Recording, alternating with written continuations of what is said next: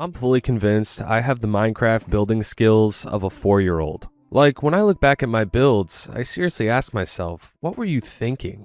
But I always have a blast doing it, and that's really all that matters.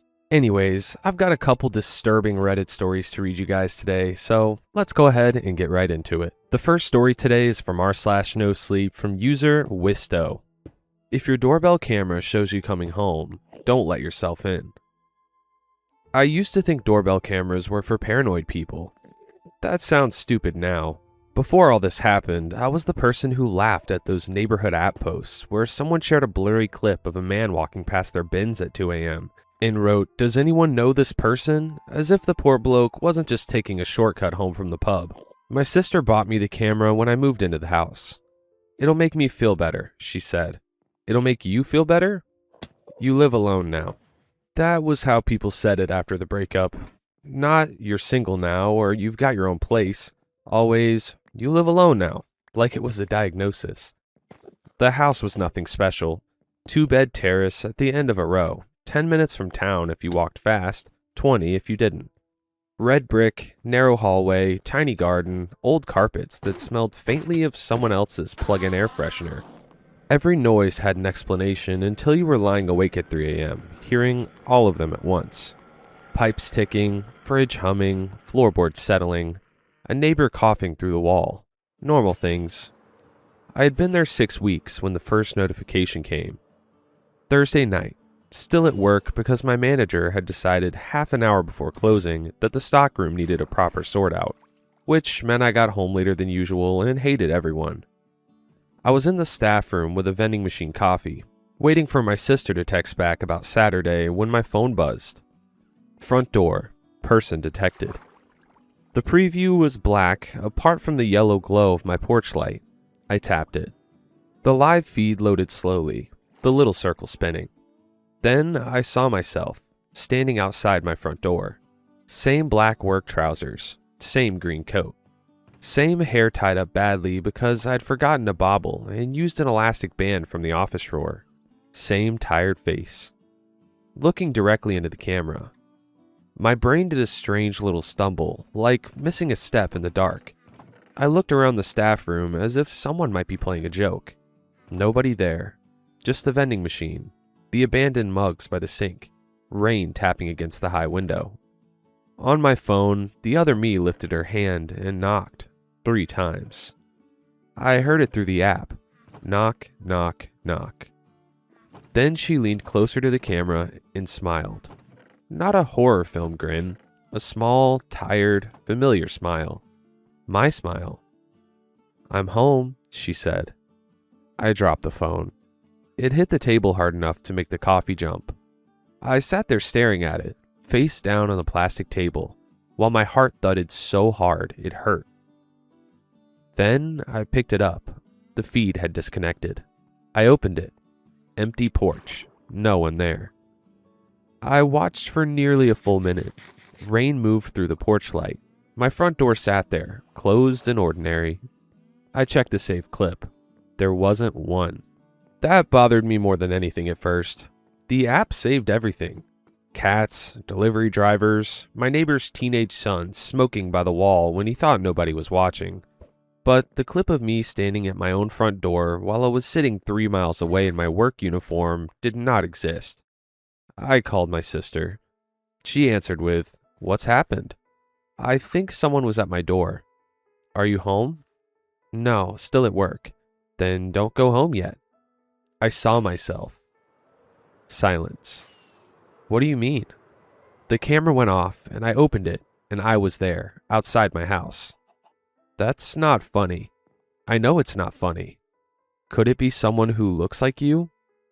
I wanted to say yes. Someone with the same coat, same hair, same build. A weird coincidence and bad porch lighting. But she had my face and my voice. "I don't know," I said. My sister came to pick me up. We went to the house together. The street looked normal. Wet cars, curtains closed, bins along the curb. My porch light still buzzing softly. No one waiting outside. No figure in the alley. No version of me standing under the yellow glow. She made me stay in the car while she walked up. Don't, I said. I'm just checking the lock. She tried the handle. Locked. Looked through the letterbox. Nothing. Then crouched and touched the doormat. What? I called. She didn't answer. When she came back, her face had changed. There's a footprint. So? Barefoot. I laughed because I didn't know what else to do. What? Wet on your mat, like someone stood there without shoes. I got out despite her telling me not to. She was right. A single wet footprint on the brown core mat. Toes, heel, the curved arch of a foot. Small, about my size. I was wearing boots. My sister wanted me to stay at hers. I almost did, but standing outside my own house, looking at that locked door, something stubborn kicked in. I was tired, cold. I had work in the morning. I hated the thought of being frightened out of my own home by a glitch or a prank.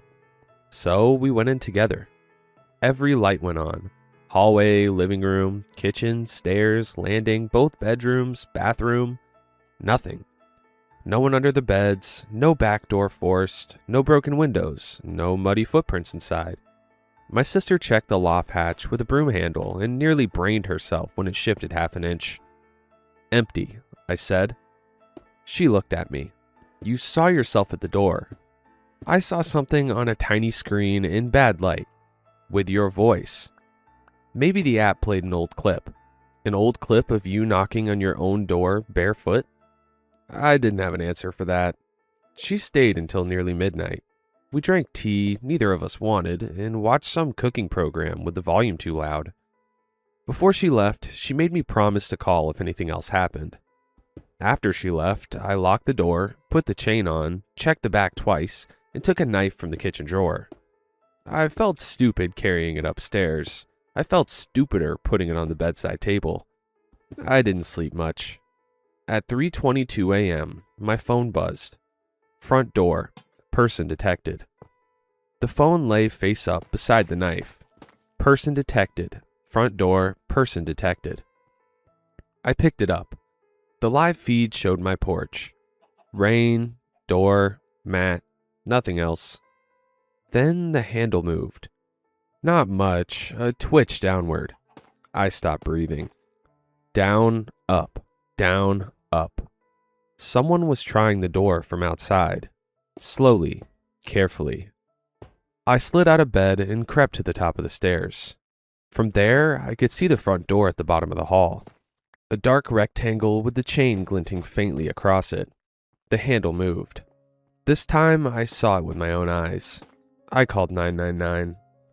The operator asked questions. I whispered answers. Address, name, was I alone, was the person still there, could I get to a room with a lock? The handle stopped while I was talking. Then my phone buzzed. Not the doorbell app. A text from my own number. Open the door. I forgot my keys. I nearly dropped the phone down the stairs. The operator asked what had happened. I got a text. From who? Me, from my number. The letterbox lifted. A strip of black appeared near the floor. Then fingers slid through. 4 fingers. Wet, pale, barely moving. Feeling around slowly, reaching for the chain. I ran. Locked myself in the bathroom.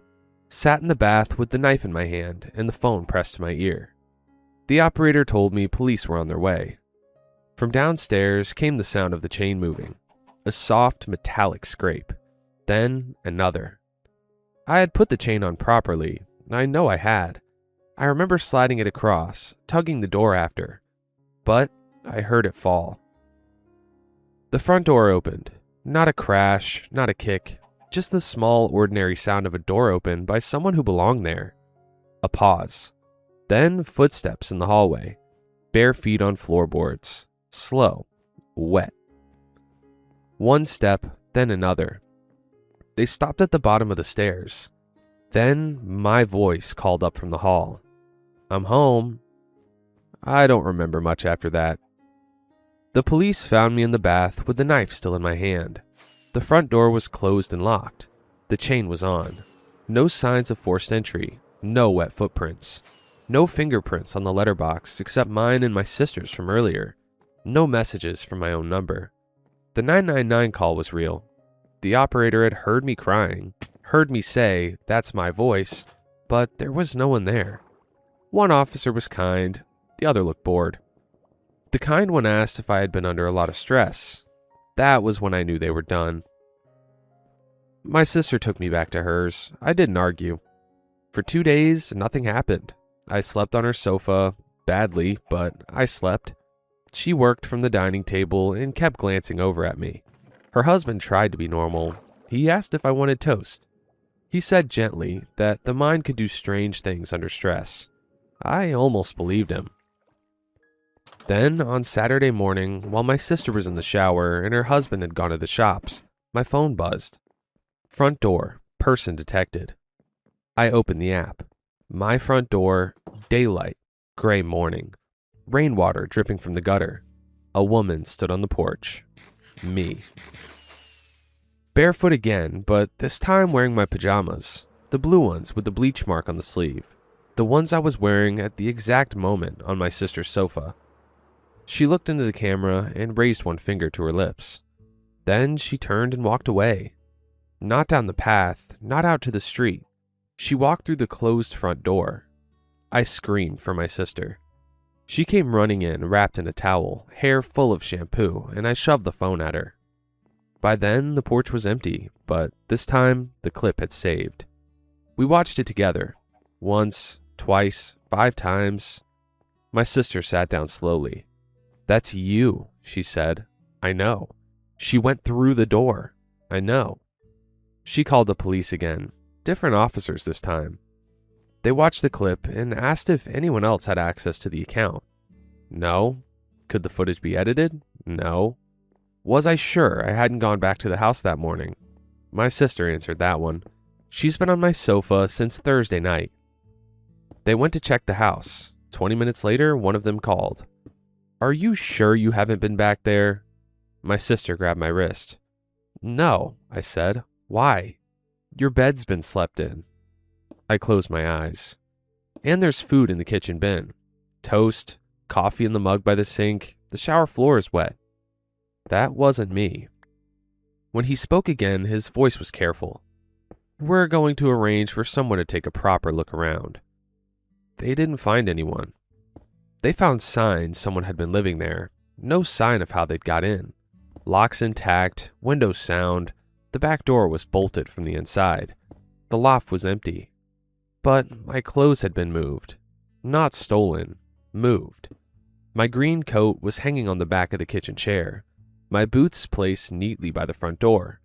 My toothbrush was wet. The towel from my post-shower routine was damp, folded over the radiator exactly as I always folded it. In my bedroom, the framed photo of me and my sister had been turned face down. That upset her more than anything. I didn't go back inside. I stood on the pavement while the officers came and went, and the neighbors pretended not to watch from behind curtains. A woman from 3 doors down came over. Miss Harlow. I'd spoken to her twice before, once about bins and once about parcel.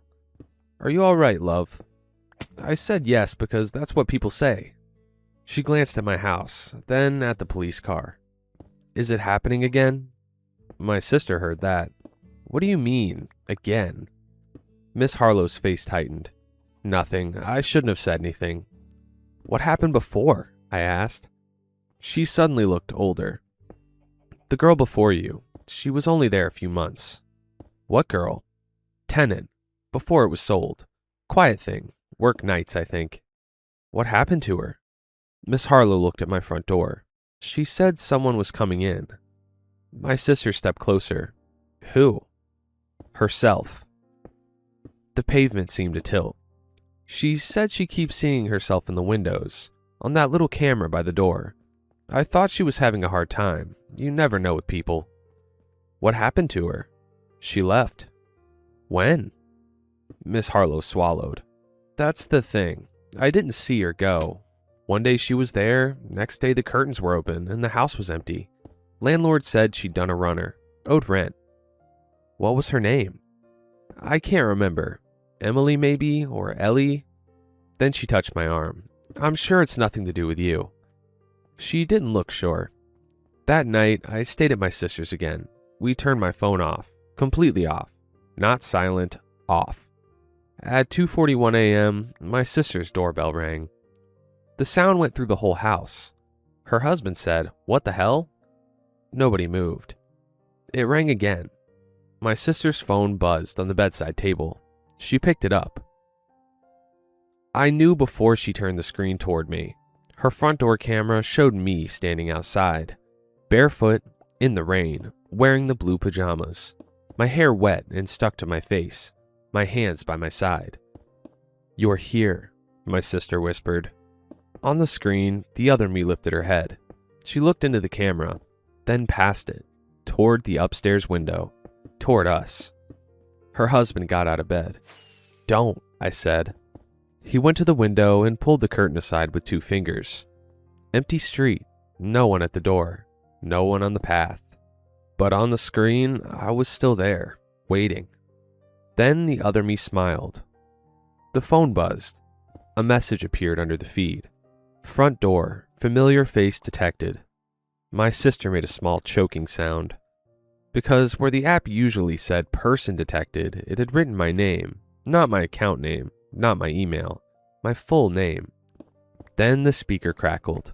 "She doesn't live there." No one spoke. The other me leaned closer to the camera. "She lives here." The feed cut out. All 3 of us stayed in that bedroom until morning. We didn't sleep. We didn't talk much. At sunrise, her husband went downstairs with a cricket bat from the loft. The front step was dry, no footprints, no rainwater.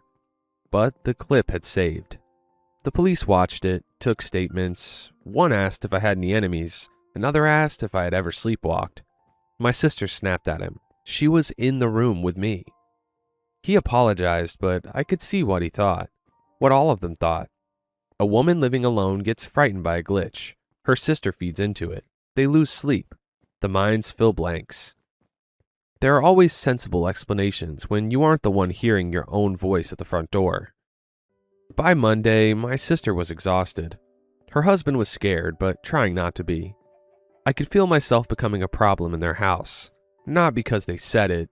They didn't. They were too kind. That made it worse. I booked a hotel. My sister hated the idea. "Stay here." It came here.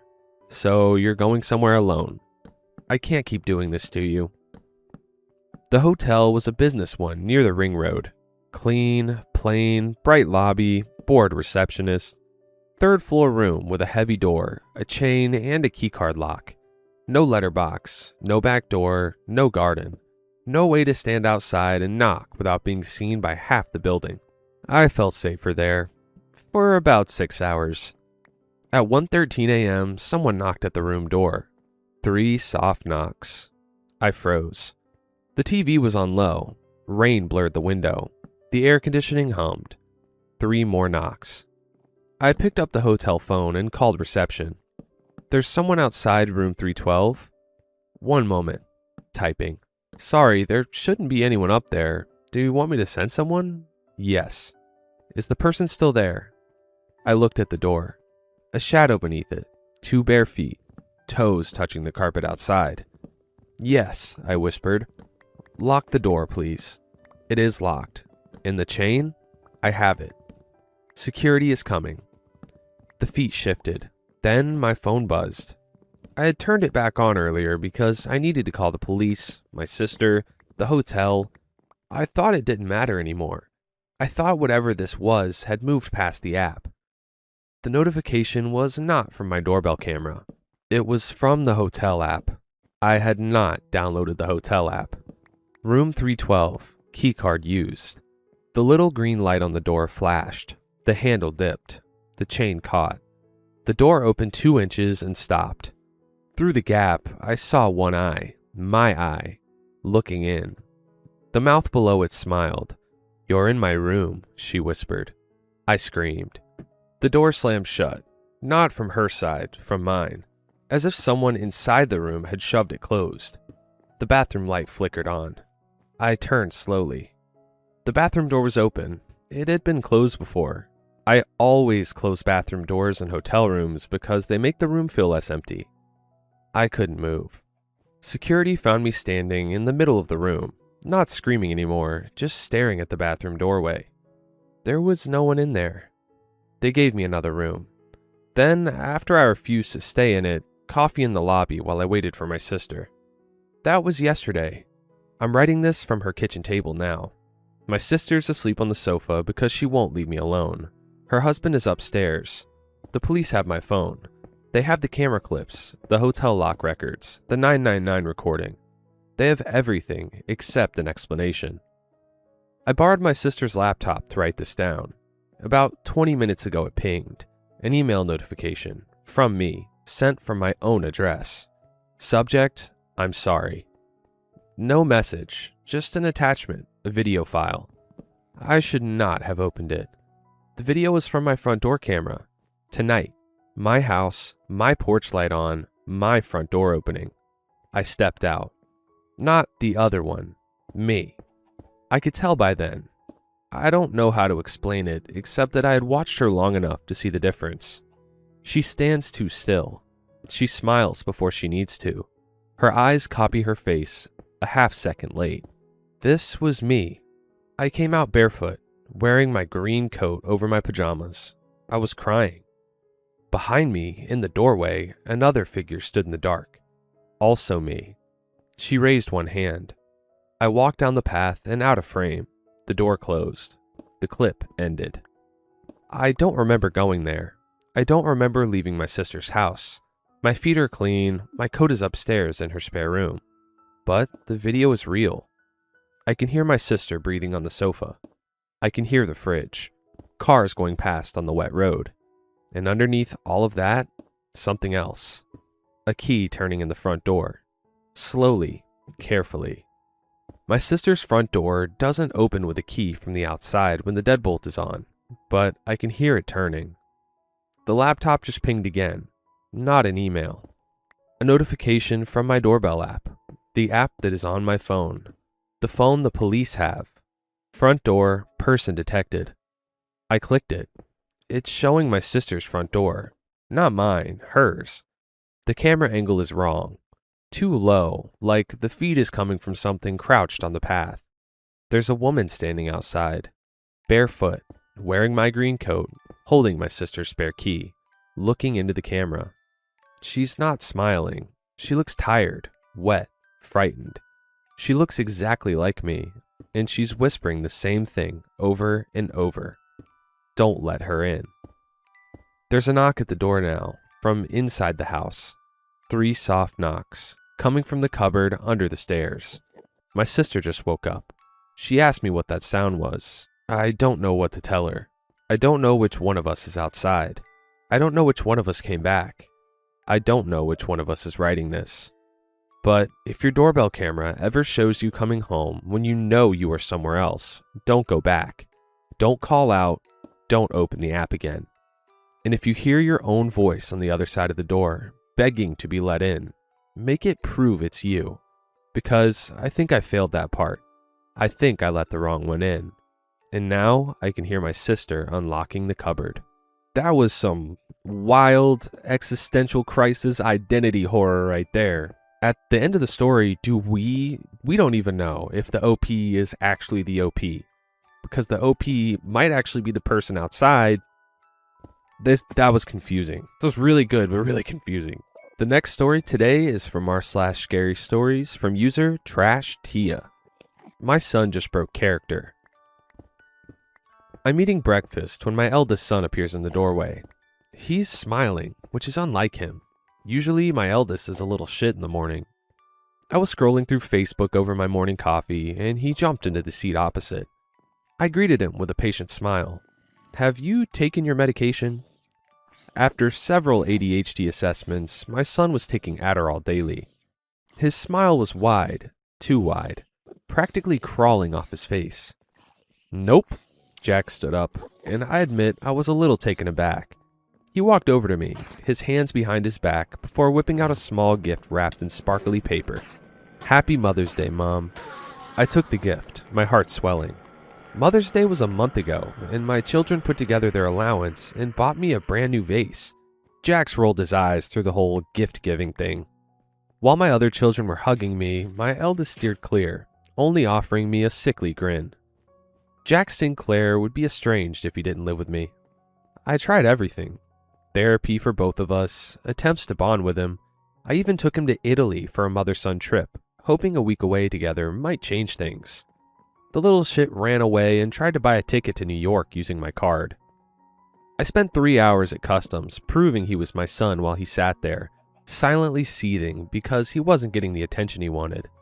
By that point, I was desperate. I bought him a PS5. At first, he actually seemed happy with it. Then I found it dumped in the trash. So my 15-year-old son randomly handing over a Mother's Day gift 1 month after Mother's Day was a red flag. I mentally went through my mom checklist. Did he want anything? No, Jax never asked for a cent. I had to force him to even consider birthday and Christmas gifts, and even then he refused to unwrap them. Did he need anything? For breakfast, he usually made himself cereal and coffee. I started buying him little store-bought canned iced coffees, and he magically decided he hated them. I heard some boys his age talking about the new Grand Theft Auto. Could this be his attempt at asking me for it? Mom?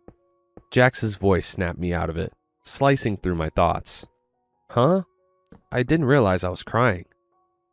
I took the gift, swallowing my questions. Thank you, sweetie, I whispered, blinking back tears. I couldn't keep the smile off my face. Maybe his father had put him up to it. Either way, a simple gesture of affection for my son had made my entire year. Running my fingers over the wrapping paper, I noticed it was perfectly wrapped. Is this from you? Yeah. My son smiled wider. Happy Mother's Day. I was about to open it before my husband walked in. Morning. He made himself a cup of coffee, his curious eyes glued to my gift. What's that? Nothing. Jax surprised me with actual words, snatching the gift back. Jax got me a Mother's Day present. I grinned, taking the gift back. How sweet. The kids already celebrated Mother's Day. My husband sighed, ripped the gift from my hand, and dumped it in the trash. Something snapped inside me, bile filling my mouth. I swallowed my protest, pasting on a wide smile. Go upstairs and get ready for school. He snapped at Jax. Jax didn't move. I want Mom to open her Mother's Day present, he said, his lips curled, eyes narrowed. Right in front of you. It's a little suspicious. My gut twisted, my chest aching suddenly. Damn, was that why? I was far too aware I was sweating, my heart in my throat. Did my son, oh God, did he know? Go upstairs, honey, I spat out before I could choke it back. Now.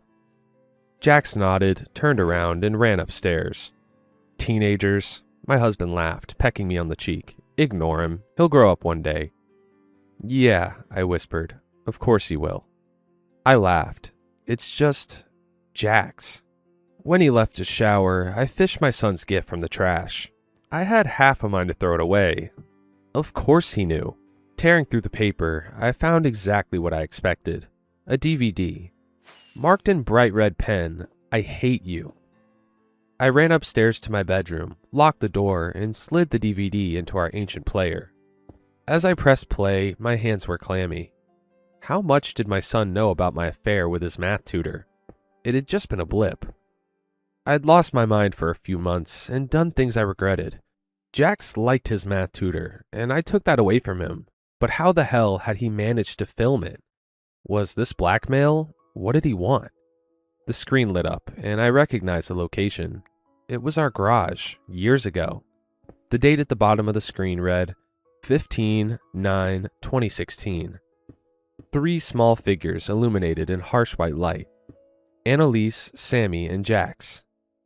All right, my husband's voice growled. Repeat what I said one more time. He strode over to Jax. What is your name? The small boy squeezed his eyes shut. Zach. I jumped when my husband grabbed his hair, tugging it. I said, what is your name? Jax, the boy squeaked. It's Jax. And my husband demanded, speak. We want to go home, the little girl whispered. Please, can we? I said speak, my husband snapped. "You're my dad," Jax whimpered, "and that woman," he squeaked. "Mom." "The woman is my mom." My husband stepped back, and so did the camera. "Good." He turned to me, who was filming. "Do you like them, sweetheart?" The camera panned to my glistening eyes and wide smile. "Happy Mother's Day." Listen, I'm kind of clueless. I don't know if you guys were able to predict what was going to happen in that one. I didn't. I can honestly say I didn't, and I could have faked that, but as always, Trash Tia is the GOAT. Once again, this was a really short one by Trash Tia. I normally read the long ones, but it was short. It was really good. Anyways, that's all the scary Reddit stories in Minecraft I have for you today. If you guys liked today's video, don't forget to drop a like and subscribe. Go check out my second channel, Droven2, and I will see you guys tomorrow.